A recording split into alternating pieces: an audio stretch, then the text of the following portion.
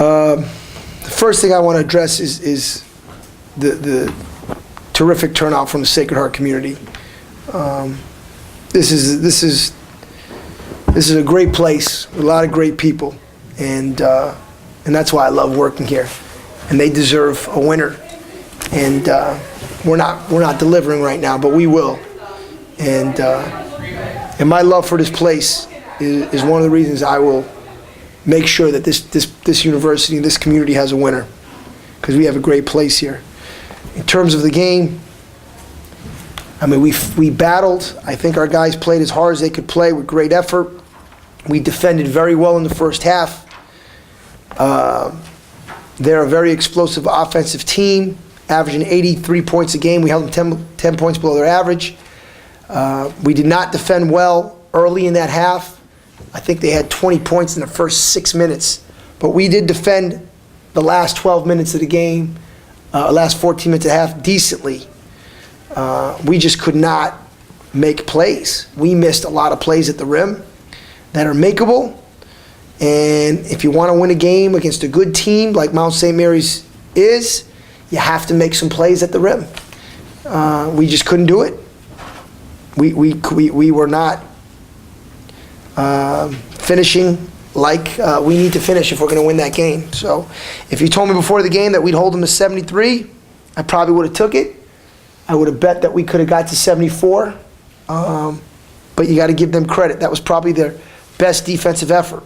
And I don't know if it was them or us just missing makeable shots. And the second half, it was a little more glaring because they were scoring. But we missed as many easy shots in the first half as the second half. It's just we were defending so well that it kept us in the game.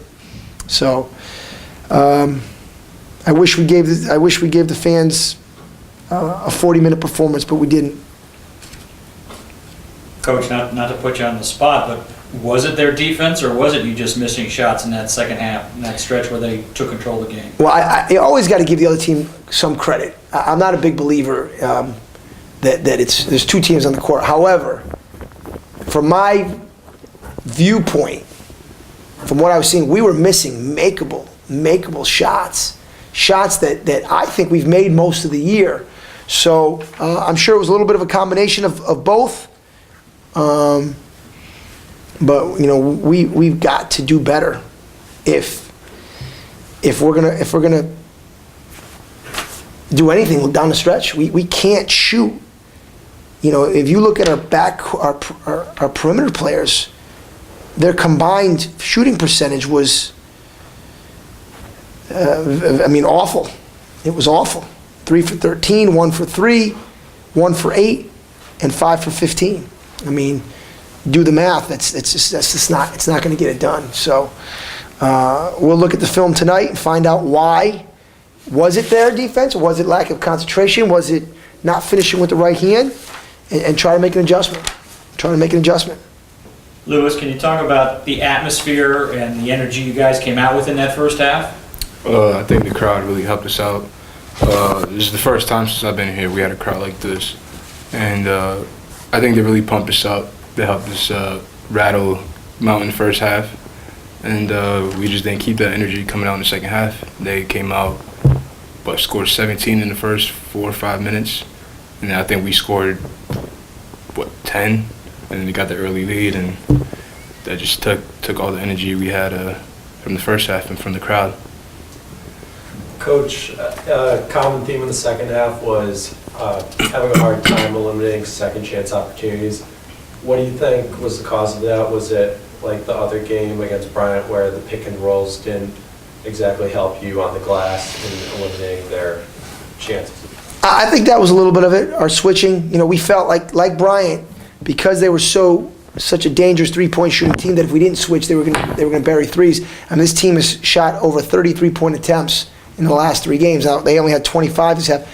But, you know, they battled. We went small a little bit. You got to give them credit, especially Graves. I thought he was a monster on the glass. He was very physical. I think what really hurt us, though, is they just drove the ball by us. You know, they had 12 second chance points. We had 8. So that's not a huge disparity. But, but I felt like they kind of just put their head down and say, hey, we're driving, we're not shooting as many threes, we're gonna drive the ball. And we did not hold our ground. Where I felt like on drives, we played much better team defense. In the second half, our weak side help and our help defense was not there. And they got to the rim. We were trying to get to the rim, and even though I felt like we missed some makeable shots, we still had to shoot over somebody. They were getting to the rim almost uncontested, and that's a bad formula. It's a bad formula. I have a question about the defense. I know it might not be familiar with playing a zone, but as you said, with them getting to the rim and being as great of a three-point shooting team as they are, would it be a little risky in your mind to take a chance of throwing them a different look to maybe? We thought about that. We did think about going zone. We have played a lot of zone throughout the year. The problem is they put 4 guys out there that can shoot. So we felt like if we went zone, we were just going to hope that they missed, rather than defend them, where we said, hey, listen, let's defend. We've defended these guys, And again, our defense was bad, but it was magnified by the fact that we couldn't score. There was one sequence where they missed 5 or 6 shots in a row, and we came up with no points. You got to, when you get, you make them miss 5 or 6 shots in a row, you got to either come up with the rebound or you got to make them pay on the other end, and we didn't do that. Just didn't do that. All right, thanks, Coach. All right, guys.